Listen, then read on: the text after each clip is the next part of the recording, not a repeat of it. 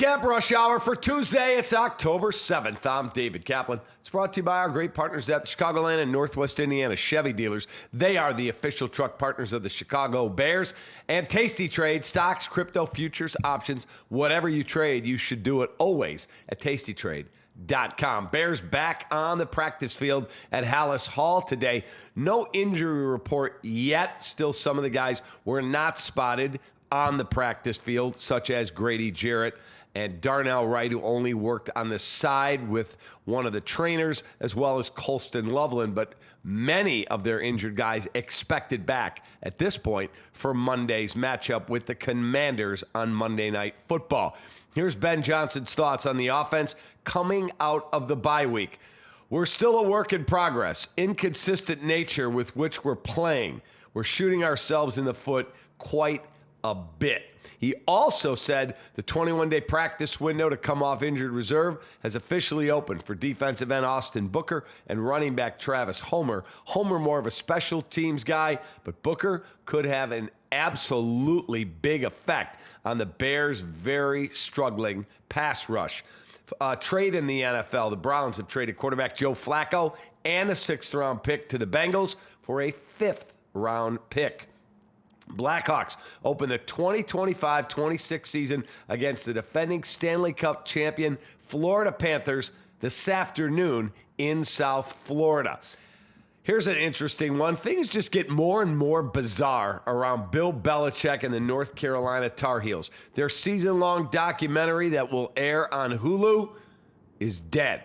The 2-3 start has thrown a wrench into the plans, and both Hulu and North Carolina do not want to move forward. Belichick had publicly announced a plan back in August, stating it would provide our fans with a behind-the-scenes look at the football program. The abrupt cancellation absolutely tied to UNC's poor start. They're currently 2-3. They were blown out over the weekend by Clemson, and general turmoil within the program, prompting insiders to suggest it was Hulu who had no use in finding it viable to film.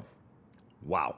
Here's today's Ankin Law Question of the day, 312-6-million. For the best personal injury attorney in Illinois, the award-winning Howard Ankin, AnkinLaw.com. If the Cubs do indeed see their season come to an end tomorrow at Wrigley Field, who do you find most responsible for their failure to advance in the playoffs?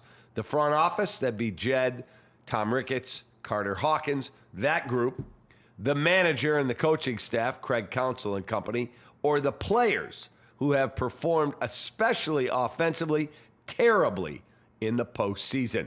Best response? Lou Malnati's gift card, LouMalnatis.com, for a location near you. And today's Four Seasons Heating, Air Conditioning, Plumbing, and Electric stat of the day. I got 2 of them for you. The Chicago Cubs are the first team in MLB postseason history to hit a 3-run home run or grand slam in the first inning, but not score again after that and lose the game. While the Brewers, the first team in baseball history to have their bullpen throw 7 or more shutout innings with 10 or more strikeouts and no more than 1 hit allowed in the postseason game. That was last night. Absolutely pathetic offensive performance from the Chicago Cubs. Have a great rest of your day. Tonight, Hooters, Downers Grove. I'll be there with Tom Waddle, Alex Brown, Ryan McGuffey, our recap team. So come on out for Studio 41 Football Recap Live. Hope to see you out there. We'll eat some food, tell some stories, take some pictures, and have a generally awesome time together. Take that.